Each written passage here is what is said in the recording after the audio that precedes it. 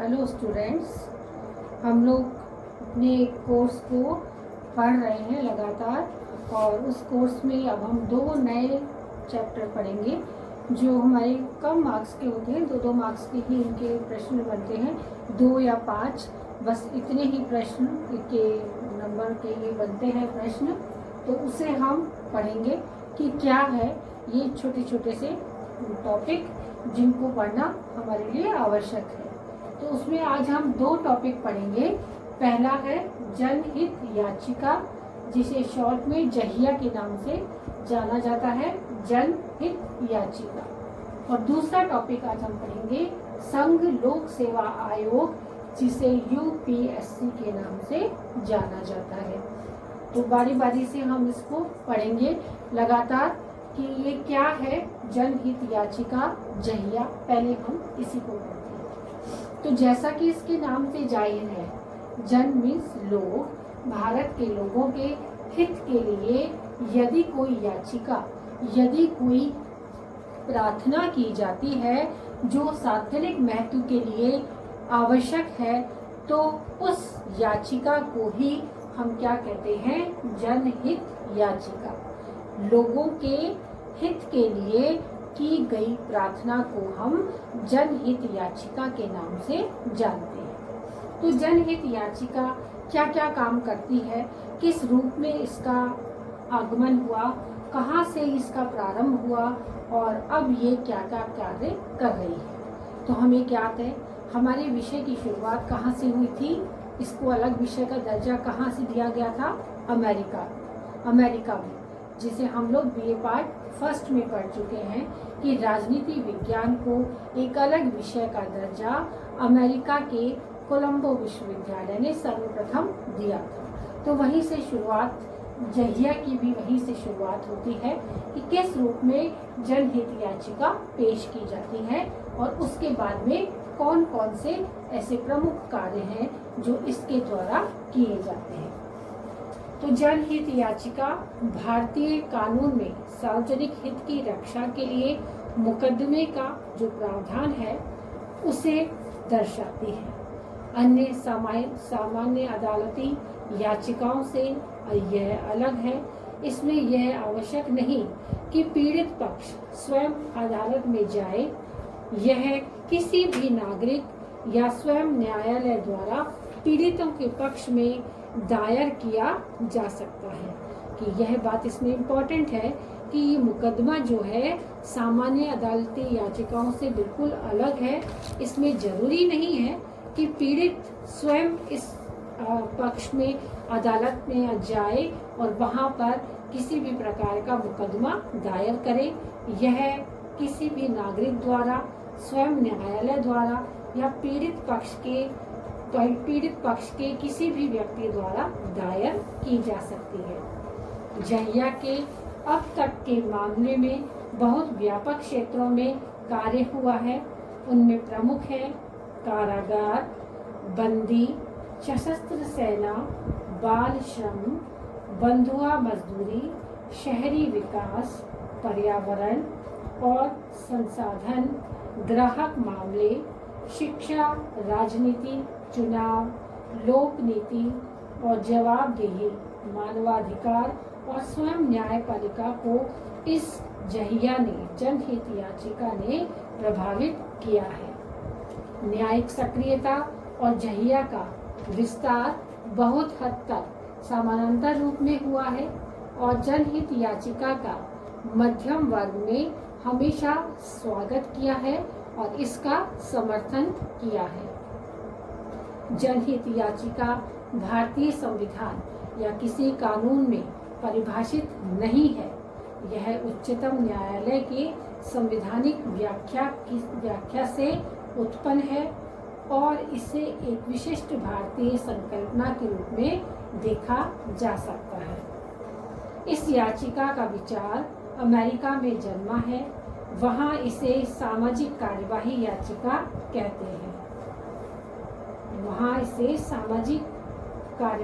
याचिका कहते हैं। यह न्यायपालिका का आविष्कार तथा न्यायाधीश निर्मित विधि है। कि यदि हम जनहित याचिका को बहुत अच्छी तरह से समझना चाहें तो ये क्या है, सार्वजनिक हित की रक्षा के लिए किया गया मुकदमा है, जिसमें यह आवश्यक नहीं है कि व्यक्ति स्वयं, पीड़ित स्वयं जाकर किसी भी मुकदमे को लड़े। इसमें कोई भी व्यक्ति जो भारत का नागरिक है और सार्वजनिक महत्व के लिए कोई कार्य करना चाहता है तो वो इस जहिया के माध्यम से, जनहित याचिका के माध्यम से मुकदमा दायर कर सकता है। और वो सार्वजनिक हित कारागार के हो सकते हैं, बंदी गृह के हो सकते हैं, बंदी स्वयं व्यक्ति विशेष के हो सकते हैं, सशस्त्र सेना के लिए हो सकते हैं, बाल श्रम के लिए हो सकते हैं, बंधुआ मजदूरी के लिए हो सकते हैं, ग्राहक सेवाओं के लिए हो सकते हैं, वो किसी भी प्रकार की शिक्षा के लिए हो सकते हैं, तो कुछ भी, या सर्वोच्च न्यायालय के लिए ही हो सकते हैं। तो जहाँ भी कहीं इस प्रकार के अपराध होते हैं जिसका संबंध सार्वजनिक महत्व का होता है, उसे जनहित याचिका में दायर किया जा सकता है, जिसमें व्यक्ति स्वयं या उसका परिचित या कोई भी अन्य व्यक्ति इस मुकदमे को दायर कर सकता है। इसका जन्म अमेरिका में हुआ था, जहां पर इसे सामाजिक याचिका कहा जाता है, सामाजिक कार्यवाही याचिका कहा जाता है। अमेरिका में से सामाजिक कार्यवाही याचिका कहा जाता है और इसने अब तक बहुत सारे ऐसे कार्य किए हैं। ये न्यायिक सक्रियता का पूरक है, ये न्यायिक सक्रियता के साथ साथ कार्य करता है। तो अमेरिका में अब तक कई सारे कार्य हो चुके हैं, जिसे भारत में सर्वप्रथम पीएन भगवती ने प्रारंभ किया है। ये एक इम्पॉर्टेंट नाम है कि भारत में ये जनहित याचिका का प्रोजेक्ट था, जो पीएन भगवती जो थे उन्होंने इसका सर्वप्रथम प्रयोग किया था और इसे भारत में उनकी ही वजह से इसे लाया गया। तो जनहित याचिका क्या है और इसके क्या क्या कार्य होते हैं और ये कहाँ से प्रारंभ हुआ, ये अब हम पढ़ चुके हैं। और इसके आगे अब हम पढ़ेंगे कि इस जनहित याचिकाओं का जो लक्ष्य है वो तीव्र है तथा ये सस्ता न्याय है।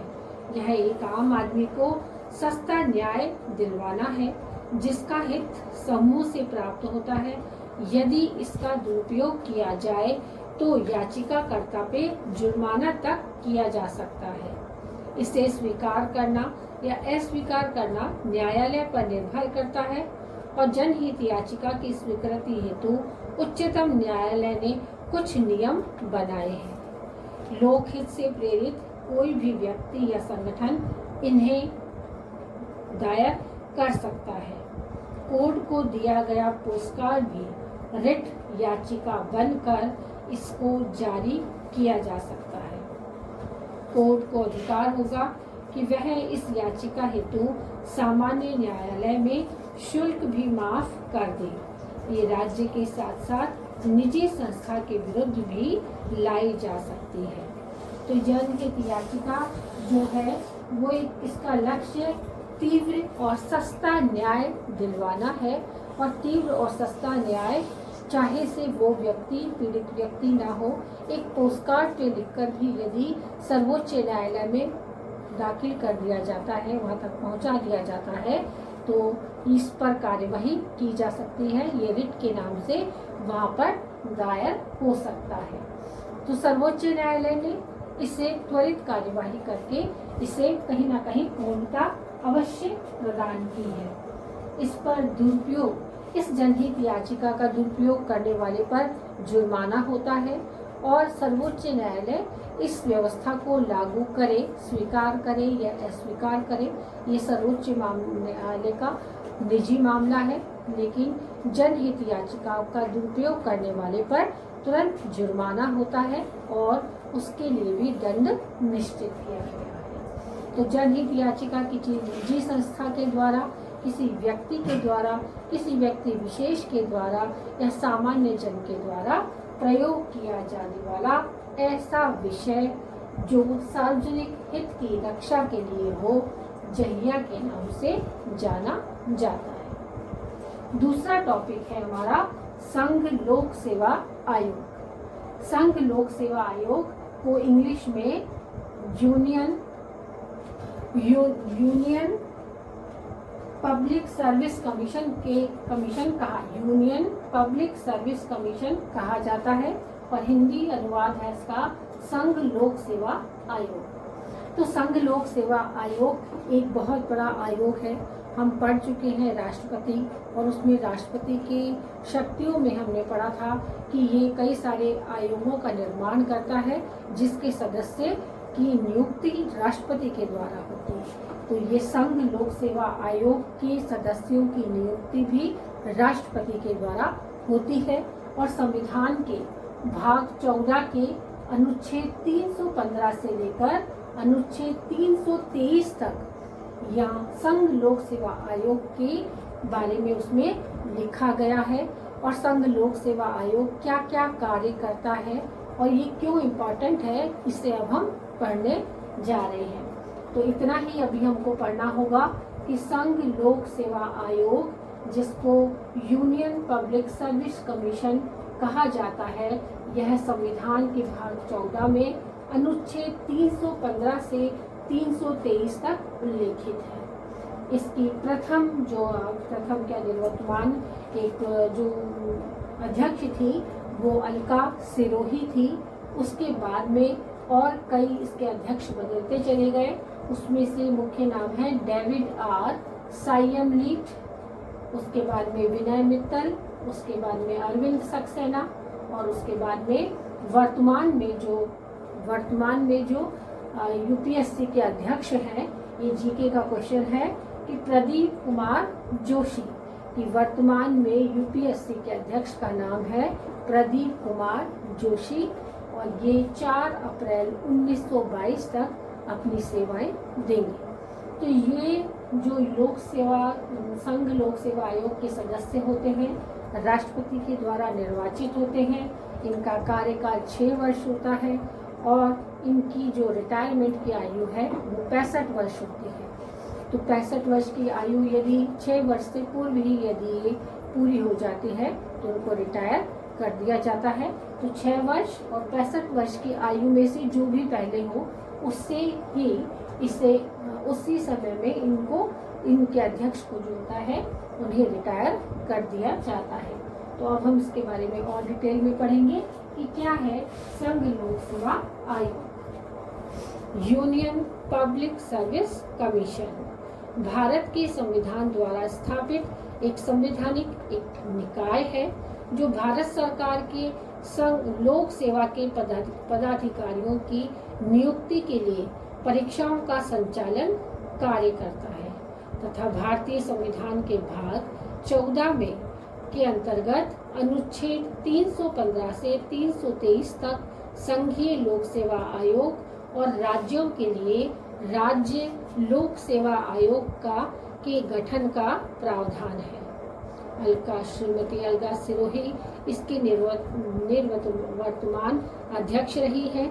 उसके बाद डेविड आर सायमलीट, उसके बाद में विनय मित्तल, अरविंद सक्सेना इसके अध्यक्ष रहे और वर्तमान में प्रदीप कुमार जोशी इसके वर्तमान अध्यक्ष हैं और ये 4 अप्रैल 2022 तक अपनी सेवाएं देंगे। यूपीएससी के सदस्य, इस आयोग के सदस्य राष्ट्रपति द्वारा नियुक्त होते हैं और कम से कम आधे सदस्य किसी लोक सेवा के सदस्य रहते हैं या कार्यरत होते हैं या अवकाश प्राप्त होते हैं। जो न्यूनतम वर्षों का, जिन्हें 10 वर्ष का न्यूनतम अनुभव प्राप्त होना चाहिए। किसी भी लोक सेवा के सदस्यों का लगभग 10 वर्ष का उन्हें अनुभव प्राप्त होना चाहिए। इनका कार्यकाल 6 वर्षों या 65 वर्ष की उम्र जो भी पहले आए तक होता है। ये कभी भी अपना इस्तीफा राष्ट्रपति को दे सकते हैं और राष्ट्रपति भी इनके पद की अवमानना या अवैध कार्यों में लिप्त होने के लिए इन्हें बर्खास्त कर सकता है। इनका प्रमुख कार्य केंद्र व राज्यों की लोक सेवा के लिए सदस्यों का चयन करना होता है और इसके लिए ये विभिन्न परीक्षाएं संचालित करते हैं। उनमें से प्रमुख कुछ जो सेवाएं हैं, जो परीक्षाएं हैं जो यूपीएससी कंडक्ट कराता है वो इस प्रकार है। नंबर 1, सिविल सेवा। ये इसकी प्रारंभिक परीक्षा मई में होती है और सिविल सेवा प्रधान परीक्षा अक्टूबर या नवंबर में कंडक्ट कराई जाती है यूपीएससी के द्वारा। भारतीय वन सेवा परीक्षा जुलाई में, इंजीनियरिंग सेवा परीक्षा जुलाई में, भू विज्ञान परीक्षा दिसंबर में, स्पेशल क्लास रेलवे अप्रेंटिस परीक्षा अगस्त में, राष्ट्रीय रक्षा अकादमी और नौसेना परीक्षा अप्रैल और सितंबर में, सम्मिलित रक्षा सेवा परीक्षा मई और अक्टूबर में, सम्मिलित चिकित्सा सेवा परीक्षा फरवरी में, भारतीय सांख्यिकी सेवा परीक्षा सितंबर में। इसके अलावा अनुभाग अधिकारी आशुलिपिक ग्रेड ख ग्रेड 1 सीमित विभागीय प्रतियोगिता परीक्षा दिसंबर में। इसके अतिरिक्त भी राज्य लोक सेवा के अधिकारियों को संघ लोक सेवा अधिकारी के रूप में भर्ती करना, भर्ती के नियम बनाना, विभागीय उन्नति करवाना, पदोन्नति समितियों का आयोजन करना, भारत के राष्ट्रपति द्वारा निर्देशित कोई भी अन्य मामले को सुलझाना हो आदि इनके प्रमुख कार्य रहते हैं। तो इस प्रकार से हम देख सकते हैं कि यूपीएससी बहुत सारी परीक्षाओं को कंडक्ट कराती है और इतनी सारी बड़ी बड़ी परीक्षाएं जो संघ के लिए होती हैं और राज्यों के लिए होती हैं। तो यूपीएससी और जैसे हम राजस्थान राज्य के निवासी हैं तो हमारे यहाँ आरपीएससी, तो इस प्रकार की जो पद होते हैं उनके लिए ये आयोग कार्य करते हैं और मुख्य परीक्षा, मेन परीक्षा और प्रारंभिक परीक्षा दोनों परीक्षाओं को कंडक्ट कराते हैं। इनके जो सदस्य होते हैं वो 10 वर्ष का अनुभव लिए हुए होते हैं। जो किसी भी लोक सेवा आयोग में यदि कार्यरत रहे हैं लगातार 10 वर्षों तक तो वो इसके सदस्य बन सकते हैं, या तो वर्तमान में वो कार्यरत है या फिर उसके अवकाश प्राप्त कोई व्यक्ति रह चुके हैं, सदस्य रह चुके हैं, वो ही इसके सदस्य होते हैं। इनका जो पद का नियुक्ति होती है वो राष्ट्रपति के द्वारा होती है। तो ये कभी भी राष्ट्रपति को अपना इस्तीफा दे सकते हैं और राष्ट्रपति को भी अधिकार है कि ये किसी भी गलत कार्य को यदि देखते हैं तो उस व्यक्ति के द्वारा कोई ऐसा कार्य किया जाए जो भारतीय संविधान के अनुसार या भारतीय सभ्यता और संस्कृति की गरिमा के विपरीत हो तो राष्ट्रपति इन्हें अपने पद से विमुख कर सकता है। तो इस प्रकार से हम देख सकते हैं कि जो संघ लोक सेवा आयोग की बहुत सारी इम्पोर्टेंट परीक्षाएं हैं वो सारी की सारी परीक्षाएं ये करवाते हैं। इसके अलावा भी कुछ अतिरिक्त विषय रह जाते हैं जो लोक सेवा आयोग के द्वारा पूर्ण किए जाते हैं, जो राष्ट्रपति उन्हें निर्देशित करे, जैसे पदोन्नति के बारे में करे या कहीं जांच समितियों के अंदर उन्हें सम्मिलित करे। किसी भी प्रकार के जो कार्य राष्ट्रपति द्वारा निर्देशित हों तो उन कार्यों को करने में यूपीएससी के सदस्य सदैव तत्पर रहते हैं। और इसी प्रकार से भारतीय संघ लोक सेवा आयोग यूपीएससी एक बहुत ही बड़ी एक विशिष्ट आयोग के रूप में सदा से ही कार्य कर रहा है।